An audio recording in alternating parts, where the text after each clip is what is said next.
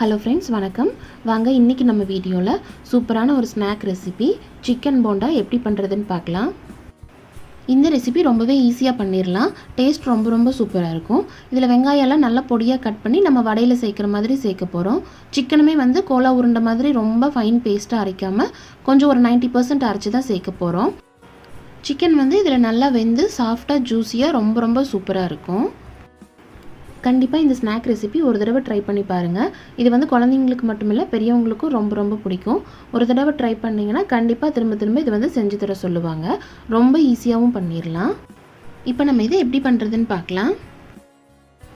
இப்போ ஃபஸ்ட்டு இதுக்கு தேவையான அளவுக்கு சிக்கன் நல்லா க்ளீன் பண்ணி எடுத்துக்கலாம். நம்ம எப்பவும் போலவே சிக்கன் வாங்கிட்டு எலும்பை மட்டும் தனியாக பிரிச்சுட்டு போன்லெஸ்ஸாக எடுத்துக்கலாம்.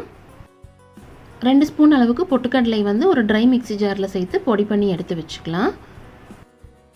இப்போ அரைக்கிறதுக்கு கொஞ்சமாக தேங்காய், ஒரு 5-6 பல் பூண்டு, ஒரு சின்ன துண்டு இஞ்சி, காரத்துக்கு தேவையான அளவுக்கு பச்சை மிளகாய், 1 ஸ்பூன் சோம்பு, 2 துண்டு பட்டை இதெல்லாம் எடுத்துக்கலாம். இப்போ இது எல்லாத்தையும் மிக்ஸி ஜாரில் சேர்த்து தண்ணி விடாமல் இந்த அளவுக்கு நல்லா கொரகொரப்பாக அரைச்சி எடுத்துக்கலாம். ரொம்ப ஃபைன் பேஸ்ட்டாக அரைக்க வேண்டியதில்லை. இப்போ அதே மிக்ஸி ஜாரில் சிக்கனையும் சேர்த்து இந்த அளவுக்கு நல்லா அரைச்சி எடுத்துக்கலாம். சிக்கன் ஒரு 90% அரைச்சா போதும். அப்போ தான் சாப்பிடும்போது நம்மளுக்கு அந்த பீஸ்க்கு அடிபடும் போது ரொம்ப டேஸ்ட் சூப்பராக இருக்கும். இப்போ நம்ம அரைச்சி வச்சுருக்கிற தேங்காய் பேஸ்ட்டை சிக்கனோடு சேர்த்துக்கலாம். இப்போ இதோட ஒரு பெரிய வெங்காயத்தை நல்லா பொடியாக கட் பண்ணி சேர்த்துக்கலாம்.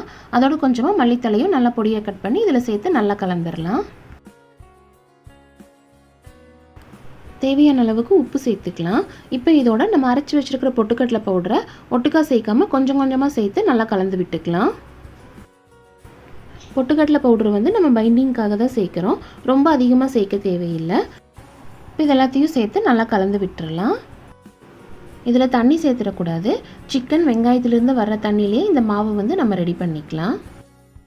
இப்போ இந்தளவுக்கு கெட்டியாக ரெடி பண்ணிவிட்டு எல்லா மாவையும் நம்ம உருண்டையாக பிடிச்சி எடுத்து வச்சுக்கலாம். இப்போ இந்த மாதிரி உருண்டைகளாக ரெடி பண்ணிவிட்டு நம்ம ஃப்ரிட்ஜில் கூட எடுத்து வச்சிடலாம். தேவையானப்போ பொரிச்சிக்கலாம்.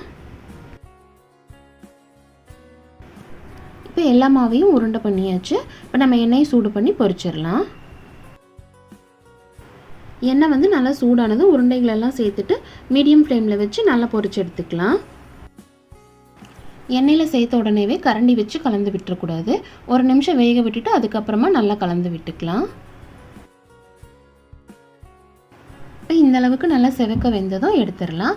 அவ்வளோதான், போண்டா சூப்பராக ரெடி ஆயிடுச்சு.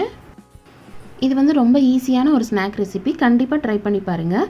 இது நம்ம லஞ்ச் டைமில் வேலை செய்யும் போதே மாவு ரெடி பண்ணி ஃப்ரிட்ஜில் வச்சிட்டோம்னா ஈவினிங் எடுத்து கூட பொரிச்சிக்கலாம். இப்போ இதே மாதிரியே எல்லா உருண்டைகளையும் பொரிச்சு எடுத்துக்கலாம். இது மாவு ரெடி பண்ணும்போதே வாசனை ரொம்ப சூப்பராக இருக்கும்.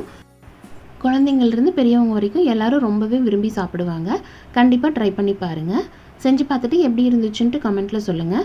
இந்த வீடியோ பிடிச்சிருந்தால் லைக் பண்ணுங்கள். உங்கள் ஃப்ரெண்ட்ஸ் அண்ட் ஃபேமிலிக்கு ஷேர் பண்ணுங்கள். மறக்காமல் நம்ம சேனலை சப்ஸ்கிரைப் பண்ணுங்கள். தேங்க்யூ.